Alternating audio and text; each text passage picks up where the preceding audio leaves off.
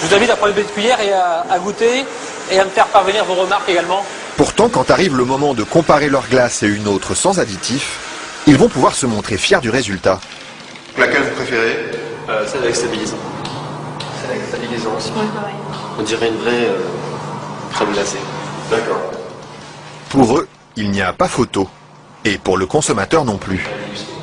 Mais que trouve-t-on exactement dans ces additifs qui permettent de fabriquer des produits light? Et sommes-nous suffisamment informés sur leur composition?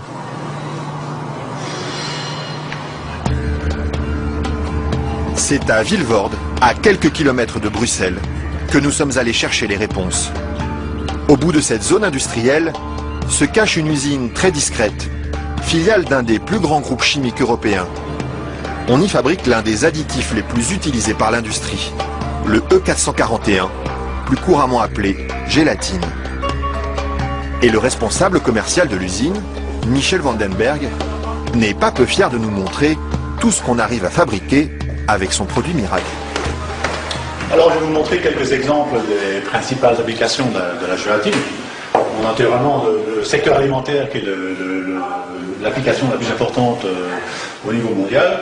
Alors, vous avez ici tous les produits gélifiés. Le premier marché pour lui, ce sont les bonbons.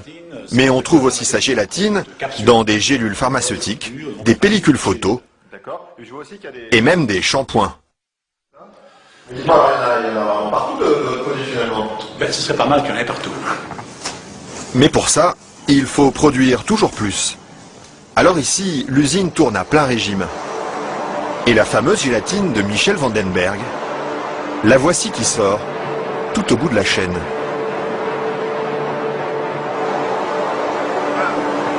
Ça c'est la fameuse gélatine. Ça c'est la gélatine.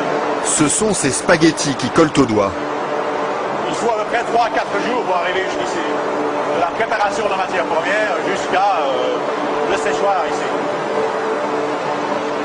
3 ou 4 jours de transformation dans les entrailles d'une usine où ces immenses cuves remplies d'acide et d'eau bouillante font régner une moiteur tropicale.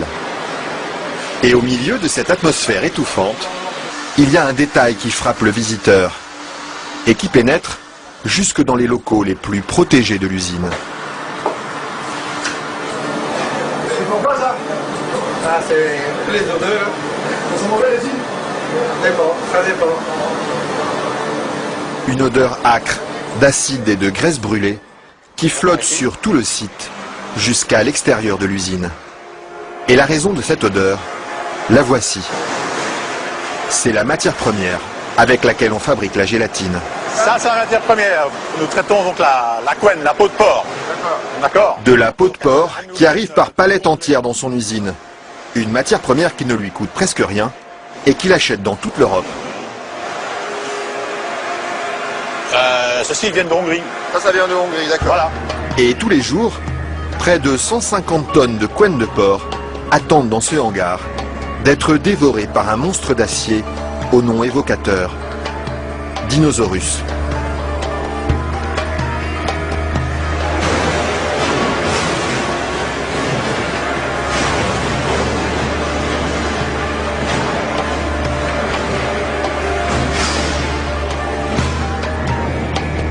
Grâce à cette matière première bon marché, Michel Vandenberg parvient à vendre sa gélatine à moins de 5 € le kilo.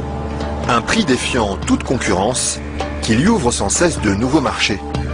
Et celui qui marche bien en ce moment, c'est justement le marché des produits light. Attendez, faut pas filmer ça à 1 minute.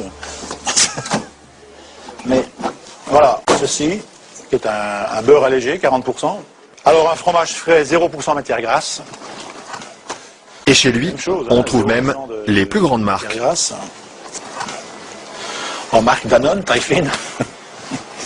Une mousse liégeoise de chez Auchan. Voilà, une mousse de la laitière.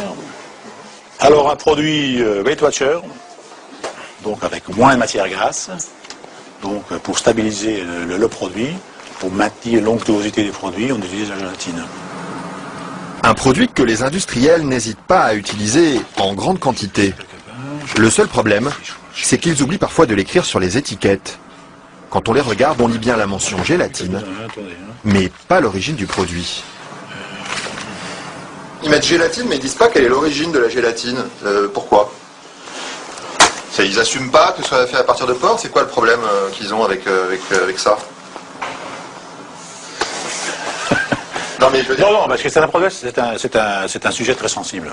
Ouais. Parce qu'il y a quand même les minorités, les minorités musulmanes, juives et autres, qui éventuellement ont des problèmes avec ça. Mais ce serait bien justement de leur dire... Ça, je voudrais pas que... Oui, je sais bien, mais je sais pas s'il faut mettre ça dans l'émission. Mais c'est vrai que, bon... Parce que du coup, ils savent pas si c'est du porc ou de la vache. Du coup, comment ils font pour consommer? C'est ça le problème, il faudrait peut-être leur dire.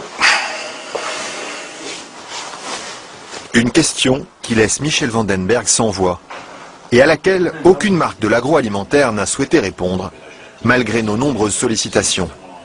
À croire que la gélatine de porc est un sujet sur lequel il préfère rester discret. Maintenant, si vous faites une mousse au chocolat chez vous à la maison, moi j'en fais chez moi aussi, je n'utilise pas de gélatine. Hein, mais... Pourquoi ils en utilisent?